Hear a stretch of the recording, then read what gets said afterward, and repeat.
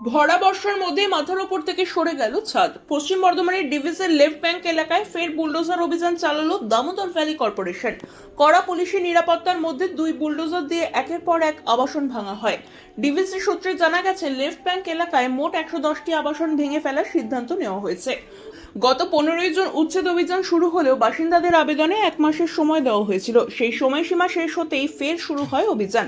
উচ্ছেদ হওয়া বাসিন্দাদের দাবি, প্রায় 22 বছর ধরে তারা এখানে বসবাস করছেন। ভরা বর্ষায় হঠাৎ ঘরছাড়া হয়ে পরিবার নিয়ে কোথায় যাবেন সেই প্রশ্নে দিশেহারা শত শত মানুষ। এলাকা জুড়ে এখন শুধুই ভাঙা বাড়ি আর অনিশ্চয়তার ছবি।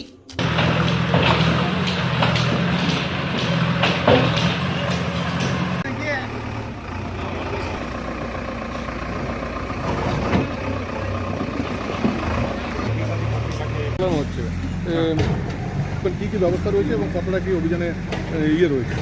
ব্যবস্থা হচ্ছে যে এখানে এই মাইথন লেফট ব্যাঙ্ক এরিয়াতে আমাদের টোটাল 110টা কোয়ার্টার আনথরাইজ ছিল। তো আমরা 15 জুন যাতে অলরেডি অভিযান চালু করেছিলাম, কারণ তার আগে আমরা নোটিশ দিয়েছিলাম, মানে আমাদের যেটা ভারত সরকারের নিয়ম, যেটা পিপি অ্যাক্ট 1971।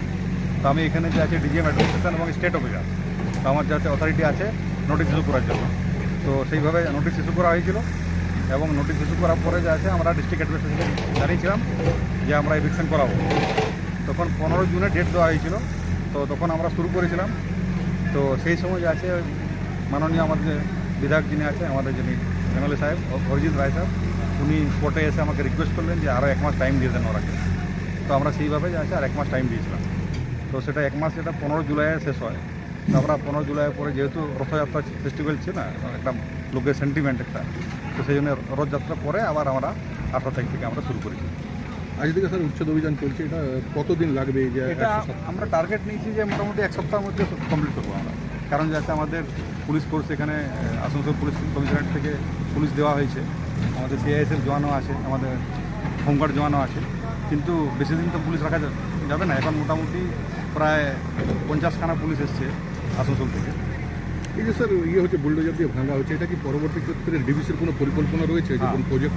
পরবর্তীকালে যে আছে ডিভিসি এটা কোয়ার্টারগুলো ডেমোলিশ করার পরে একটা প্রপার বাউন্ডারি ওয়াল করবে। বাউন্ডারি ওয়াল করার পরে আছে আমরা পরে পরিকল্পনা নেব যে এখানে শিশু উদ্যান পার্ক, কারণ আমাদের যে লেফট ব্যাংক স্কুল যে আছে, স্কুলে কিন্তু প্রপার মাঠ নেই, খেলার মাঠ নেই। ওখানে যে মাঠটা খুব ছোটো মাঠ, তো আমরা পরিকল্পনা করছি যে আলাদা ফুটবল খেলার মাঠ, বাস্কেটবল মাঠ, ভলিবল মাঠ, সেসব মাঠ করব। এবং কিছুটা অংশ স্কুলেরই পার্ট হয়ে যাবে, এবং সেই স্কুলের মধ্যে আছে শিশু উদ্যান, আমরা শিশু পার্ক করব। অলরেডি আমরা আছে পশ্চিমবঙ্গ ফরেস্ট ডিপার্টমেন্টের সাথে কথা হয়েছে। সেদিন আমাদের ওই ফরেস্ট সপ্তাহতে আমাদের রেঞ্জার ম্যাডাম এসেছিলেন এখানে। উনি বলছিলেন যে আমাদের পশ্চিমবঙ্গ সরকার যে আছে, বন বিভাগ অনেক কিছু মানে সরকারি জায়গাতে অনেক পার্ক তৈরি করছে। তো যদি ডিভিসি যদি বন বিভাগকে জানায় যে আমাদের কি হলো হঠাৎ করে বাস সরকার চেঞ্জ হলো, তারপরে দিদি সরকার তো খুব ভালো ছিল। এই সরকার চেঞ্জ হওয়ার জন্যেই ভাঙাচোরা হয়েছে। আমরা খুব খারাপ লাগছে। এখানে হাই স্কুল ছিল, স্কুলের বাচ্চারা এখন ওই ফাঁকা অন্ধকার, লাইন জল সব বন্ধ, আর কুয়াটা সব ভেঙে শেষ করে দিল। এই যে উচ্ছেদ প্রক্রিয়া আগে তো দিয়েছিল, কোনো নোটিশ দিয়েছিল? হ্যাঁ, নোটিশ দিয়েছিল। নোটিশ দেওয়ার পর বলেছিল যে হ্যাঁ রোহিতে দেবো। অনেক জায়গায় 6 মাস টাইম দিয়েছে, আমাদেরকে তো 6 মাস টাইম দেওয়া হয়নি, আমাদেরকে 1 মাস টাইম দিয়েছে। কতটা সমস্যার মধ্যে পড়তে হবে? অনেক সমস্যা। এখানকার অনেক মানুষ সমস্যাতে আছে। তারপরে আশা করি অনেকের বাড়ি নাই, ঘর নাই, তারা ভাড়া করে ইনকাম কিছু নাই। অনেক কিছু প্রবলেম, যেমন হলো লক্ষ্মীর ভাণ্ডার, অনেকে অন্নপূর্ণা ভাণ্ডার বলেছিল ঢুকবে, সে টাকা পেলেও কিছু মানুষ হয়তো করতে পারতো, সহযোগিতা করতে পারতো, ওইটাও পাওয়া যাচ্ছে না। মানুষ এখন এখানে হাই স্কুলে বাচ্চাদেরও প্রবলেম হবে, আমাদের অনেক প্রবলেম।